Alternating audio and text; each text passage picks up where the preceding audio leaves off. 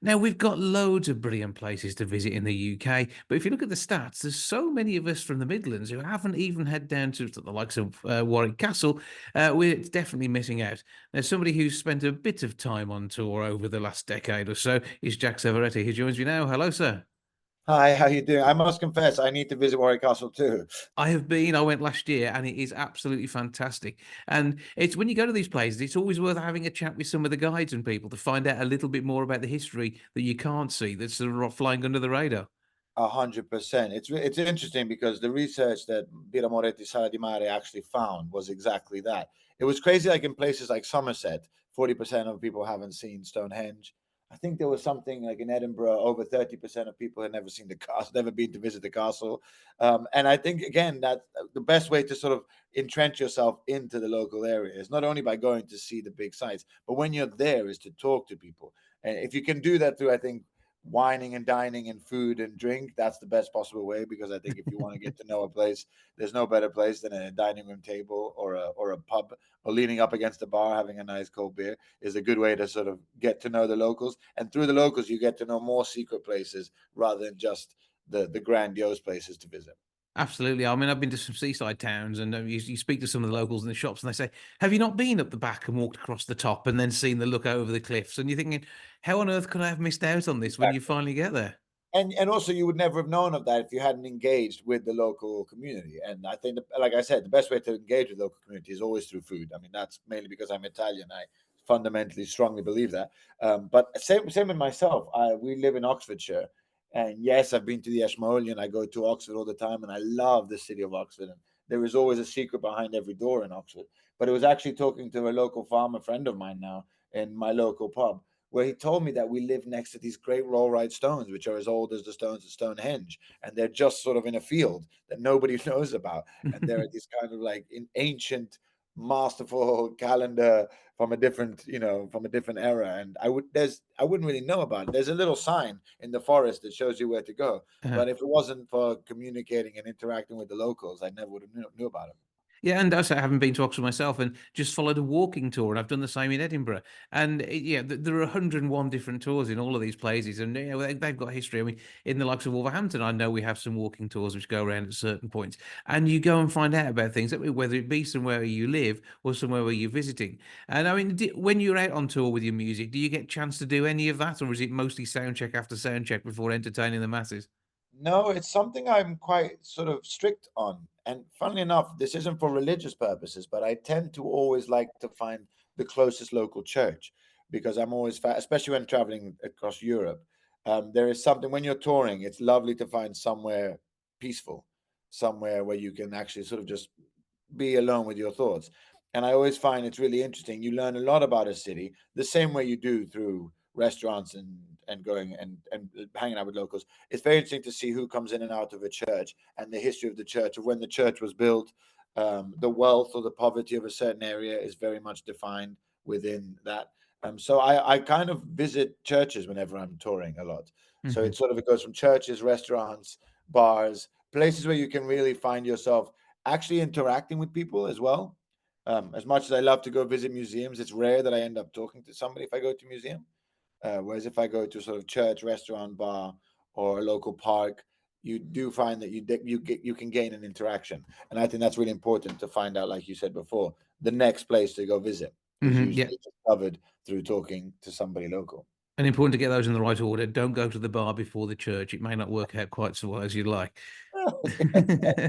But there's so many people who haven't visited local amenities and the like. I mean, in Scotland, 30% of people never visited Loch Ness. Yet we would go to visit Loch Ness and enjoy walking up and down, visiting Fort William and all the places either side of it. But even if you go somewhere like the Lake District as well, you know the big lakes, you know Windermere, but why not go off the beaten track necessarily and see some of the other fantastic lakes up there?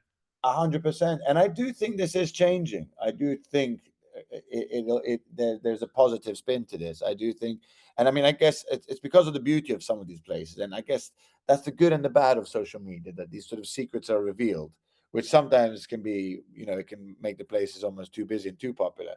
But I think it's interesting to see that people are retaining a curiosity for their local environment and their local culture, and I think it's important to have curiosity all the time. We associate curiosity with traveling.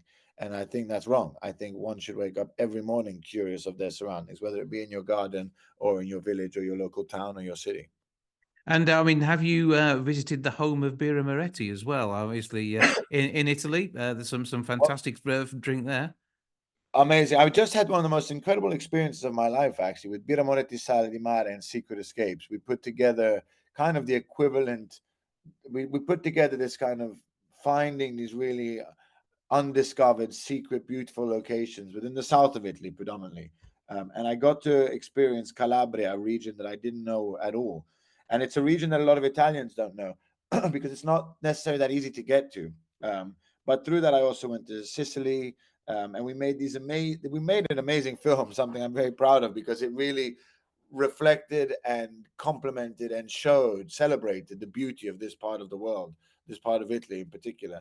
And yeah, I highly recommend you guys go check it out. You can see it on my social media or the social media of Secret Escapes or Bira Moretti as well. We've done these incredible videos doing exactly this, getting to know the locals, getting to know the local customs, the local food. I found myself in Calabria in a beautiful place called Tropea, which is quite breathtakingly beautiful.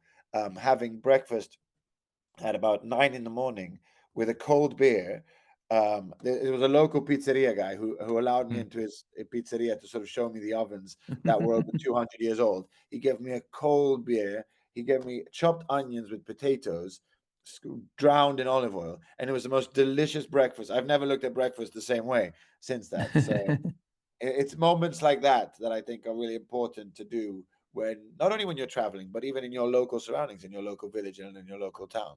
Yeah, absolutely. Explore the flavors and tastes surrounding us, Explore is the word, yeah. and it gives us then sort of the opportunity to think of things when we do travel. So absolutely worthwhile exploring more. So where do we find these videos then? How do we get hold of your little trips out and about? Yeah, you can find them on my social media, Jack Savoretti on my Instagram, my YouTube channels, and you can see them on Secret Escapes on all their social media and Bira Moretti too. And I highly recommend, there's a lot of little snippets, but there's actually like a sort of short film, a 10, 12 minute short film, which I really recommend watching because it'll, if you're not in the mood now to go and explore it'll make you sort of grab your keys, Mhm. walk out the door and go explore your local village or your local town because Absolutely fantastic. it really is beautifully made and shows really the beautiful of getting to know the customs and the, the environment of your local surroundings.